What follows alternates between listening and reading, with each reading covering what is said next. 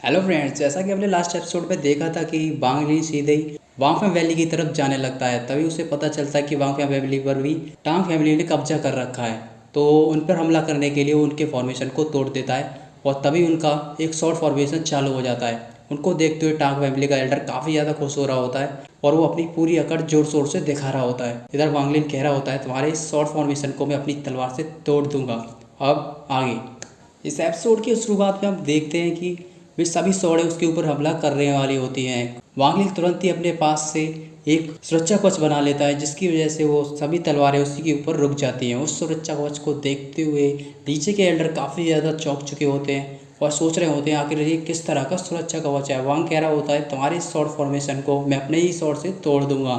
इसी के साथ ही वो अपनी शॉर्ट निकालने के बाद उन सौड़ों के ऊपर हमला करने लगता है। उसकी छोटी मोटी सौड़ें उन बड़ी सौड़ों पर हमला करने लगती हैं और वे बड़ी सौड़ें धीरे धीरे करके उनमें छेद होने लगते हैं और वो धीरे धीरे करके उनको कंट्रोल करने लगता है। ऊपर जाने के बाद वो तुरंत ही उस सौड़ों की डायरेक्शन को चेंज कर देता है और सीधे ही उस शॉर्ट फॉर्मेशन को ब्लास्ट कर देता है। इसी के साथ ही वो सौड़ें भी ब्लास्ट हो जाती हैं। ये देखने के बाद नीचे के सभी एल्डर बहुत ही ज़्यादा चौंक चुके होते हैं और उसको लगातार देख रहे होते हैं और वो देख रहे होते हैं कि उस लड़के ने बड़े आराम से इस फॉर्मेशन को तोड़ दिया है। वांगफेंग वैली का एल्डर सोच रहा होता है, आखिर इस लड़के ने ये फॉर्मेशन तोड़ दिया, आखिर इसकी कल्टीवेशन लेवल है क्या। इसके बाद वांग अपने झंडे को वापस रख लेता है और तुरंत ही वहाँ से गायब होते हुए तुरंत ही उन लोगों के सामने आ चुका होता है और वांगफेंग वैली के ऊपर आने के बाद अपना प्रेशर छोड़ रहा होता है।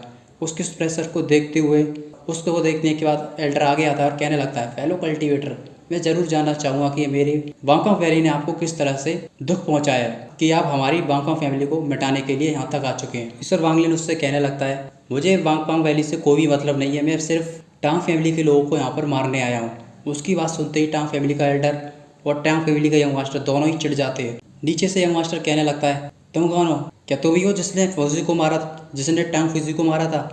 ये सर वांगलिन उसकी तरफ देखते हुए उससे कह रहा होता है, ये टांग फौजी कौन है? ये सर वो कहने लगता है, टांग फौजी हमारे टांग फैमिली का मेंबर था, तुमने उसको ऐसे ही मार दिया।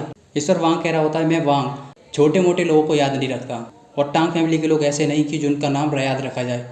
इतनी सुनते ही उसको गुस्सा आ जाता है और कहने लगता है, एरोगेंट लड़के, ज़्यादा मत बोलो। उसकी ये इतनी सुनते हुए वांगलिन तुरंत ही ठंडर उसके ऊपर छोड़ देता है। वो ठंडर उसके पास पहुंचते ही उसको तुरंत ही बैठा कर रख देती है और वो गायब हो जाता है।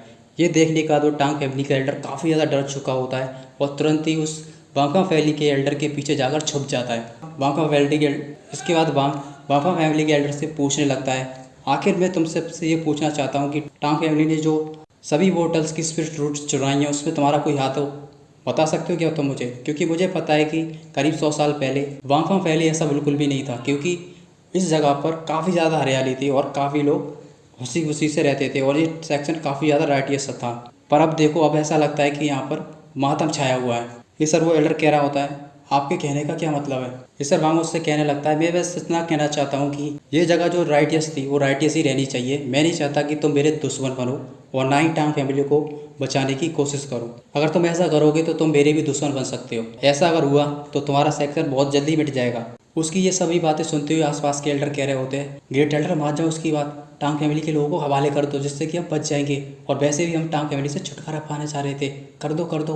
पर वो तो भी नहीं मानना होता है और मुट्ठी भींचते हुए कह रहा होता है, वो सोच रहा होता है कि तुम सब लोग ये सोचते हो कि मैं भी नहीं चाहता कि सब हो, पर टांग फैमिली के आगे टिक कौन सकता है? इस सभी सिचुएशन को बिगड़ता देखते हुए वो टांग फैमिली का एल्डर तुरंत ही अपने हाथ के पीछे एक बैच को तुरंत ही क्रश कर देता है। इसी के साथ ही हम उसी प्लेटफॉर्म पर बैठे हुए एक यंग मास्टर को देखते हैं, टांग फूजी को, जो कि वहीं पर बैठा होता है। जिस उसके हाथ में वो टोकन क्रैक हो जाता है और उस पर दरारें आने लगती हैं। उसको देखते हुए वो तुरंत काफ़ी ज़ोर से हंसने लगता है और कह रहा होता है, ओ हो गया, लगता है कोई ना कोई तो आ ही गया। इसी के साथ ही वो काफ़ी पागलों की तरह वहाँ से निकल जाता है। इधर वांगलिन के सामने उस वांग वैली का एल्डर आगे आ जाता है और कहने लगता है, फेलो कल्टीवेटर, हमारी वांग वैली और टांग फैमिली के बीच में काफ़ी सारे घनिष्ठ संबंध हैं। मैं नहीं चाहता कि हमारे संबंध बिगड़ें और तुम जिस चीज़ की बात करते हो यानी कि स्पिरिचुअल वाइन्स की, इसमें मेरा कोई भी हाथ नहीं है। पर अगर तुम टांग फैमिली के लोगों को चोट पहुंचाना चाहते हो तो तुम्हें पहले मुझे मारकर यहाँ से गुजरना होगा, तो ही तुम उनको मार सकते हो, नहीं तो नहीं। वांगलिन देखता है कि उसके पास में कोई आ रहा होता है।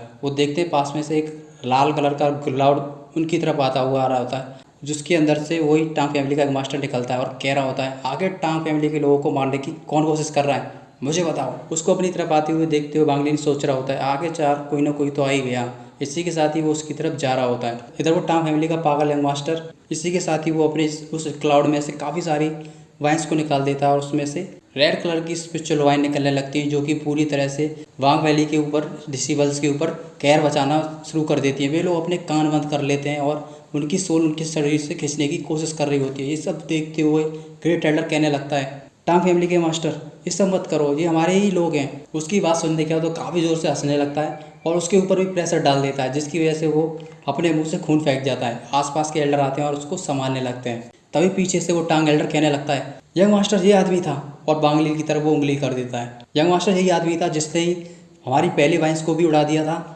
हमारे यंग मास्टर को भी मार दिया इसने अभी भी यहाँ पर सभी लोगों के सामने। इधर वांग उस पागल यंग मास्टर के प्रेशर को देखते हुए सोच रहा होता है, ग्रेट एल्डर का नाथ तो सोल में होते हुए इतना प्रेशर नहीं है, पर लेकिन इस आदमी का नाथ तो सोल में होकर अलग ही प्रेशर है। कहीं ऐसा तो नहीं ये टांग फैमिली की वाइन्स के द्वारा ही नाथ तो सोल में पहुंचा, इसलिए इसका प्रेशर इतना ज़्यादा है। इसी के साथ ही वो पागल यंग मास्टर तुरंत ही वांगलील के ऊपर अटैक कर देता है। उसके अटैक में कई सारी सोल्स निकलने आती हैं, जो कि वांगलील के बिल्कुल डेविल की तरह दिख रही होती हैं, और वो कई सारी होती हैं और उसके ऊपर अटैक करना शुरू कर देती हैं। वांग तुरंत ही अपनी तलवार को निकालता है और उसके शेड्स को कई भागों में बदल देता है, जो कि उस सभी बॉडी सोल से टकराना लगते हैं और वो सभी को धीरे धीरे करके फोड़ भी रहे होते हैं। पर वो यंग मास्टर हार नहीं मानता, उसके पास तो काफ़ी सारे होते हैं और वो लगातार बेचता रहता है। और साथ ही साथ में वो कह रहा होता है, ये सभी नाचो सोल के कल्टीवेटर हैं, जो कि मेरे सोल्स के रूप में आ चुके हैं, इन सभी के भीतर तुम भी आ जाओगे।